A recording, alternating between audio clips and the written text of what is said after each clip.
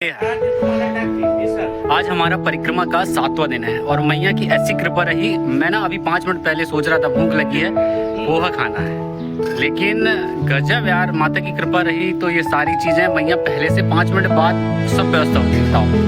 अभी परिक्रमा का 7वां दिन है और अभी सिवनी मालवा रोड में हरदा जाना है और परिक्रमा के दौरान ना बहुत कुछ नया देखने को मिला। यदि आप भी संपूर्ण माँ नर्मदा परिक्रमा 3600 किलोमीटर की यात्रा साइकिल से करो या पैदल करो, इस परिक्रमा का जो आनंद है ना भाई बहुत अच्छा है। हमने कभी जीवन में नहीं सोचा था, बस इतना मालूम था कि बहुत सारे लोग परिक्रमा करते हैं और हमारे मार्ग से जाते थे, लेकिन आज ये सौभाग्य हमें प्राप्त हुआ। आप जैसा सोचोगे इस परिक्रमा में आपको वो सब मिलेगा।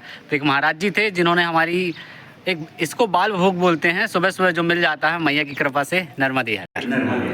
ये हमारी बाबा जी और मैया जी हैं जी, और इनके गुरु जी वो है।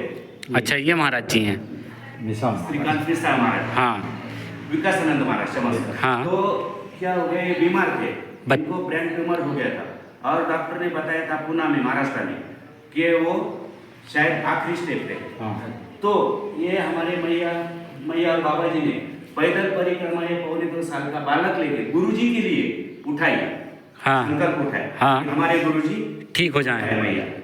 तो परिक्रमा यहाँ ओंकार जी में पूरी हो गई और डॉक्टर साहब जो है गुरुजी वो बिल्कुल 100% सब स्वस्थ हो पॉजिटिव रिजल्ट आ गए कि कुछ भी नहीं उनमें बीमारी, हाँ। नॉर्मल हो गए।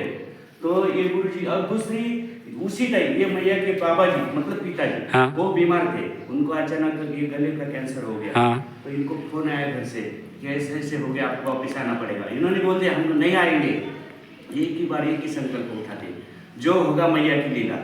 तो बाबा जी भी वहाँ ठीक हो गए, गुरु जी भी ठीक हो गए और मैया के बाबा जी अभी 22 को कल 1 महीना हो गया शांत हो गए। हाँ। तो इसी मैया की लीला है, हमारे मैया के बाबा जी शांत हो गए।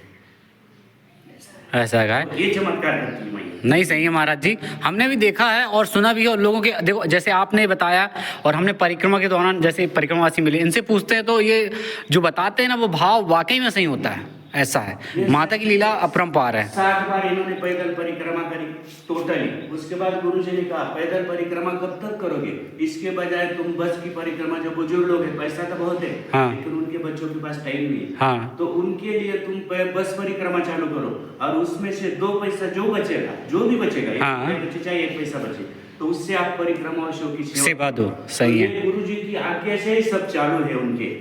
सही है महाराज जी। और गुरु जी भी इतने महान है कि वो उनकी बड़ी बड़ी भागवत कथा चलती है, रामायण कथा चलती है, हाँ। शिव पुराण कथा चलती है, बहुत ज्ञानी संत महान थे। तो ऐसे ही बहुत अच्छा लगा आपसे मिलके। नर्मदे हार।